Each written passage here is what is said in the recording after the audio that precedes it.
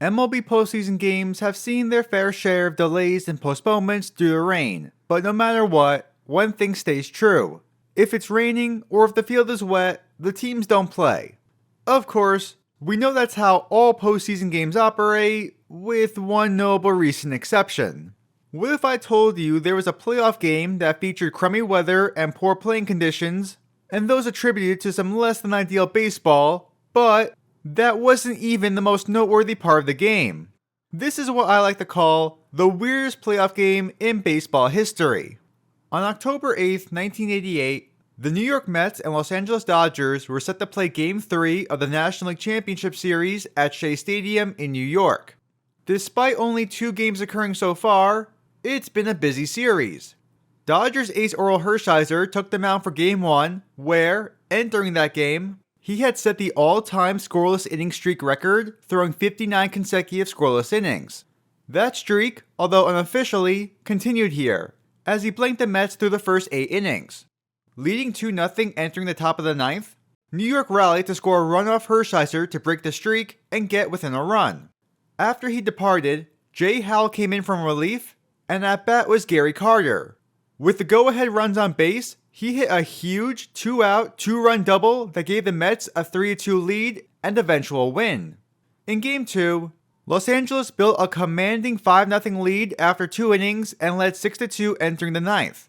Once again, however, New York rallied, and with 2 outs, now down 6-3, they loaded the bases for Gary Carter.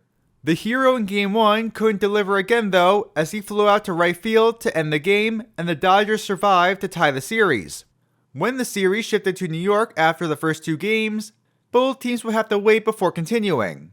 Game 3 was scheduled to start at 8:25 p.m. on Friday, October 7th, but it got rained out and postponed to a 12:20 p.m. start time the following day.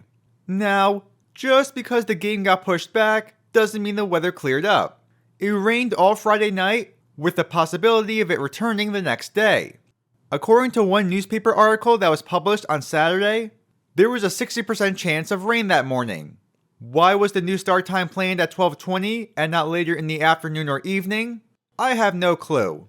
What I do know is it probably shouldn't have started at that time, as the field was nowhere in acceptable condition.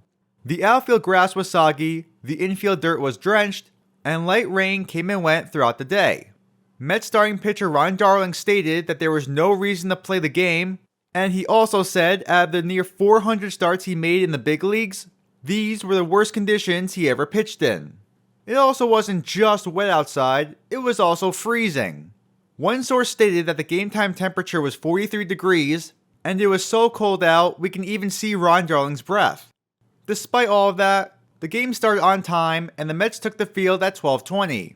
As for their starting pitcher Ron Darling, on the year, he threw 240 1/3 innings across 34 starts. He went 17-9 with a 3.25 ERA and 99 adjusted ERA. In 149 1/3 innings across 19 starts at home that season, Darling had an incredible 2.29 ERA. Not the easiest scenario for the Dodgers, and their fortunes didn't change when they came to bat, as Darling threw a 1-2-3 inning to start the day.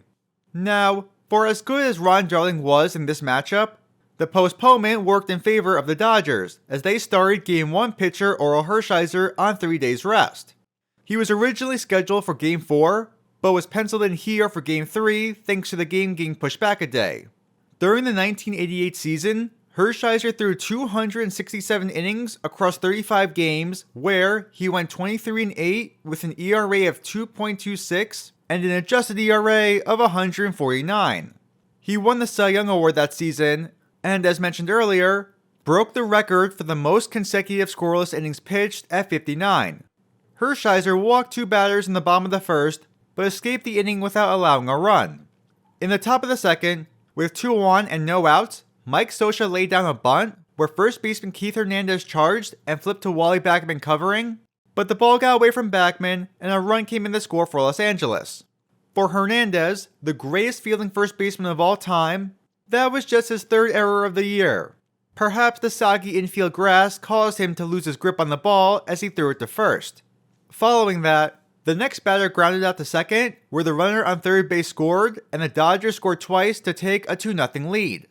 The score remained 2-0 heading to the top of the third.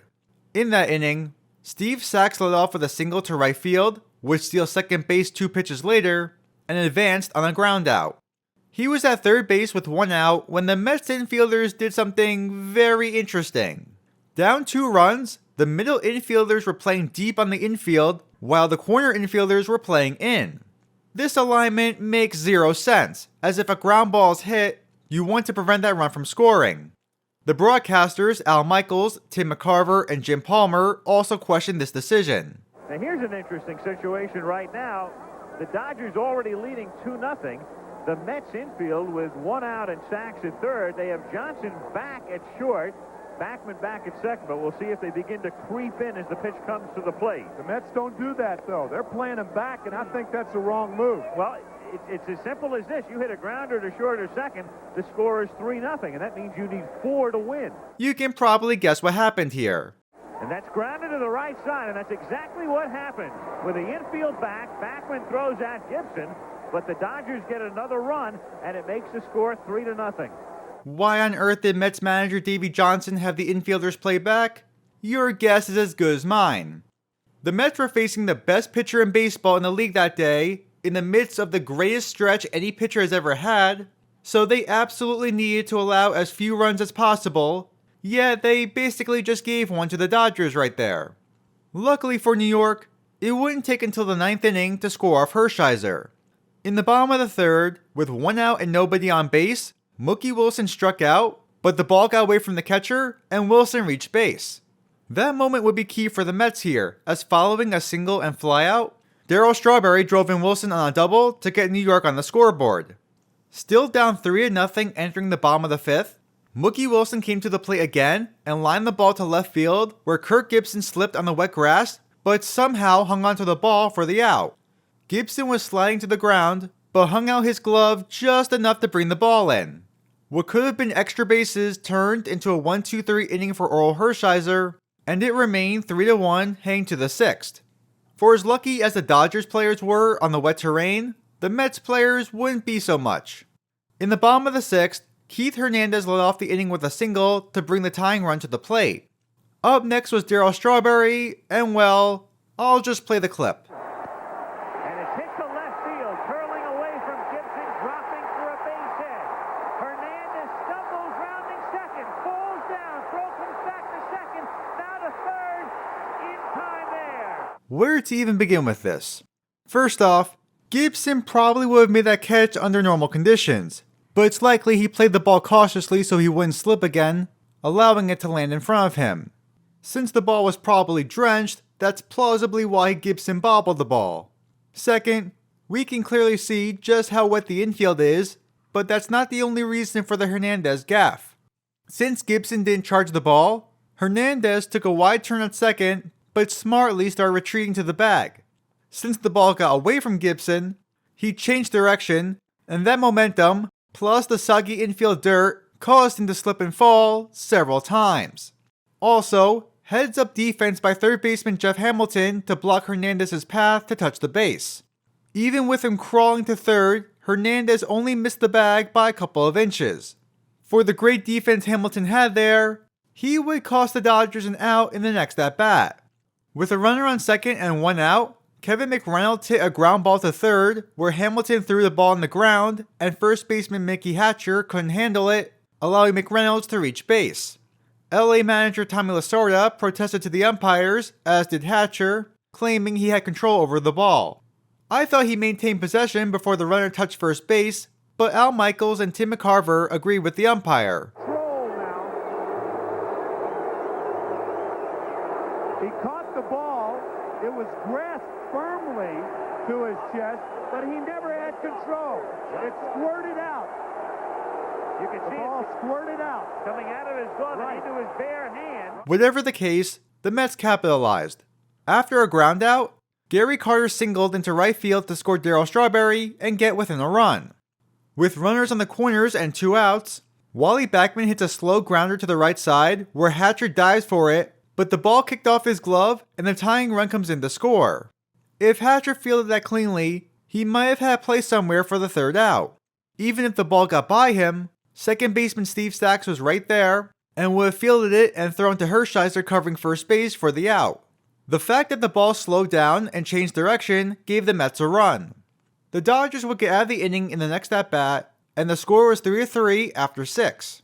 It would remain a 3-3 game heading to the top of the 8th. With Roger McDowell on the mound, he struck out Mike Marshall and John Shelby for the first 2 outs of the inning. Ahead 0-2 on the third batter, Mike Scioscia, he hit a slow tapper right in front of the mound, where McDowell fielded cleanly, and right before throwing the ball, he slips and falls, and when he finally throws it, the ball gets away from first base, and Scioscia winds up at second.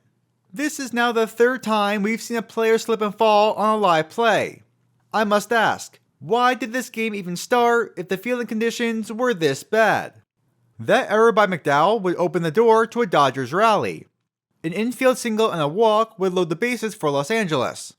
New York brought in Randy Myers from the bullpen to pitch, so Los Angeles countered with pinch hitter Mike Sharperson. On a 3-2 pitch, Myers walked Sharperson to force in a run. What should have been a 1-2-3 inning turned into a disaster for the Mets, and the Dodgers took a 4-3 lead. That would be the only run scored, and Los Angeles was 6 outs away from a win in Game 3. Despite everything that's happened so far in this game, the bottom of the 8th inning was the most eventful one. And it started with something that's never happened before in postseason history and hasn't happened since. Orel Hershiser was replaced by the closer Jay Howell.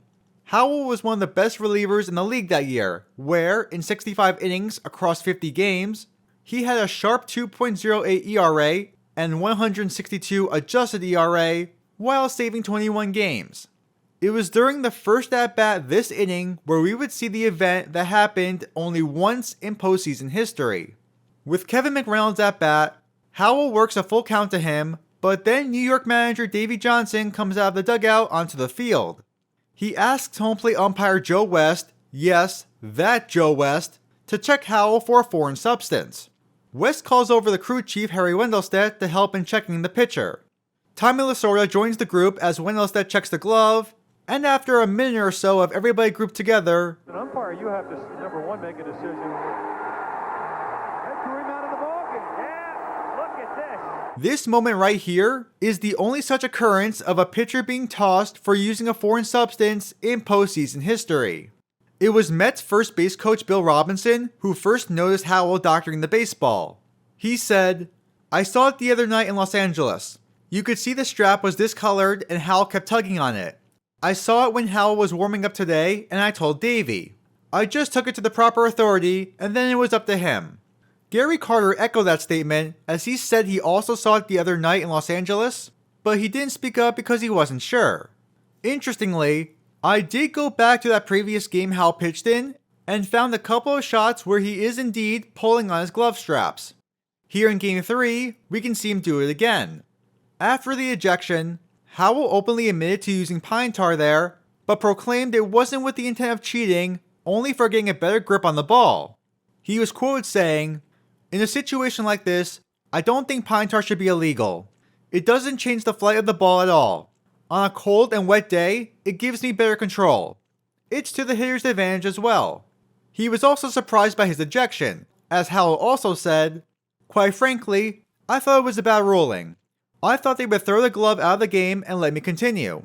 I've used pine tar in cold weather situations when the rosin bag doesn't work. I've never seen the rule enforced like this before. If I may say so myself, bold strategy by Howell to admit he's done it before." Tommy Lasorda backed up his pitcher when he stated, "The ball hadn't been doing anything funny. On a day like Saturday, all it does is let the pitcher get a grip on the ball. This video isn't for debating whether pine tar in that situation is right or wrong. What matters is that Howell used it and was rightfully ejected. For doctoring the baseball, he was suspended for 3 days and didn't pitch in the rest of the National League Championship Series. After Howell was ejected, Alejandro Pena came in to relieve him, and McReynolds would draw a walk to put the tying run on. After Pena got 2 outs, New York staged the rally. With a runner on second base, Wally Backman hit a double into center field that scored Howard Johnson to tie the game at 4. Following Backman, Lenny Dykstra drew a walk, and the Dodgers made a pitching change. In was Jesse Orosco, and at the plate was Mookie Wilson. On a 1-1 count, Wilson drove an Orosco slider out to center field, bringing in Backman to score, and the Mets took the lead. The next pitch resulted in a hit-by-pitch that loaded the bases. Up next was Keith Hernandez, who drew a walk to force in a run. Now 6-4 New York, Los Angeles makes another pitching change, bringing in Ricky Horton. Facing Darryl Strawberry with the bases loaded, he lifts a looper out into shallow left that falls for a hit, and 2 more runs come in to score. 5 runs, all with 2 outs, propelled the Mets to an 8-4 lead in the 8th inning. In the top of the 9th, starting pitcher David Cone was summoned from the bullpen, and he pitched a perfect inning to end the game and give the Mets a 2-1 lead.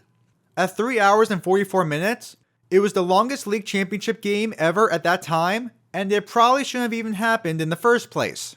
Temperatures approaching 40, a wet and soggy field, and occasional drizzle all bestowed Game 3 of the 1988 National League Championship Series. One of the worst playing conditions any postseason game has ever seen, and it wasn't even the most notable aspect, as a pitcher was ejected for using a foreign substance. Nearly 40 years later, it's still one of the most unique and weirdest playoff games in MLB history.